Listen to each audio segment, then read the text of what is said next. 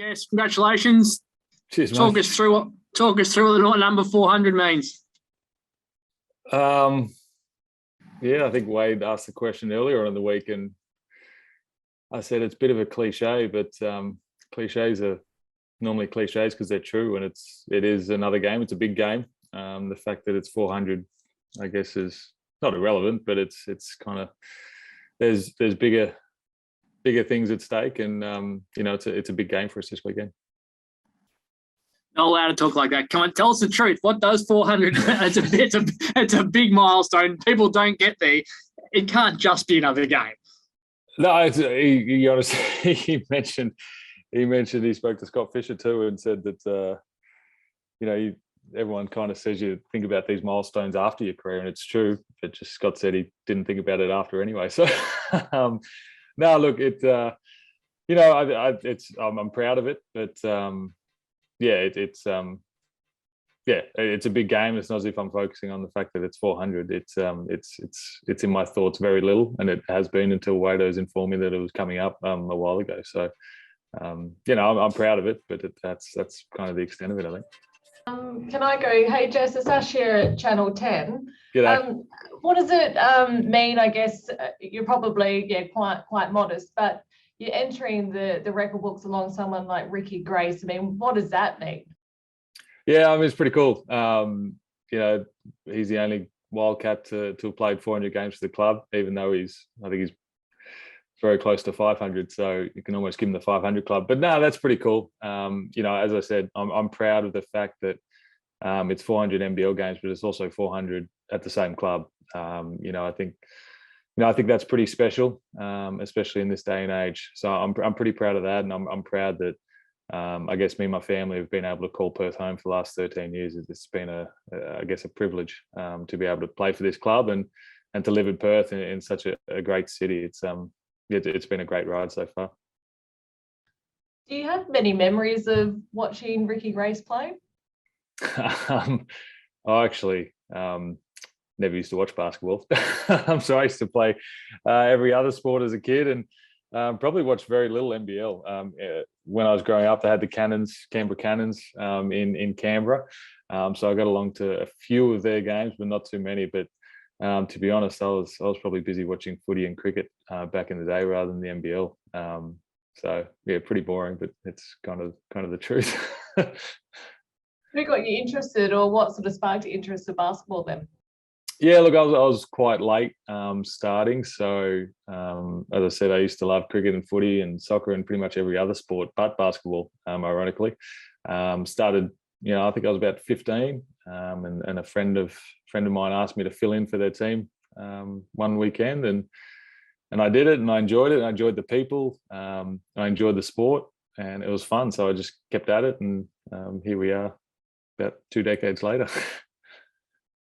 Oh, well, we're glad that you found some interest in it.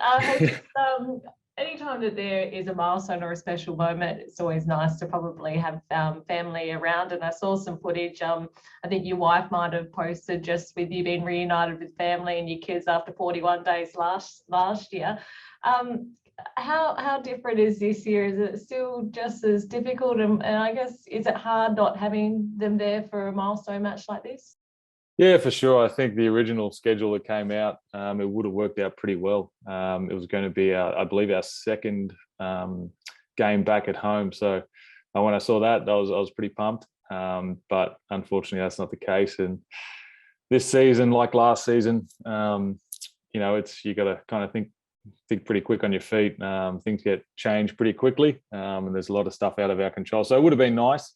But yeah, it's not to be. Of course, you'd like to be home and surrounded by family, but at any time really. But that's not the case, and you got to make do. Any plans of surprising the kids back at school again this time around once you get back? Yeah, hopefully. I don't know when we're going to get back. So hopefully they're in school now. The eldest is in 5 days a week, which gives the wife a bit of a break, which is good. I assume we'll do something like that, similar, when we get back. Another year older, so we might be hard pressed to keep the surprise. Just the last one from me. I was speaking with Damien Martin the other day about the 40th anniversary team, and he felt that you were sort of hard done by not to be included. Have you had much feedback? And I mean, were you surprised, I guess, to miss out when you sort of start hearing, like, you know, the greats like Damo kind of backing you in? Nah, look, not at all. To be honest, I wouldn't have voted for me either. You look at that team, and it's a hell of a team.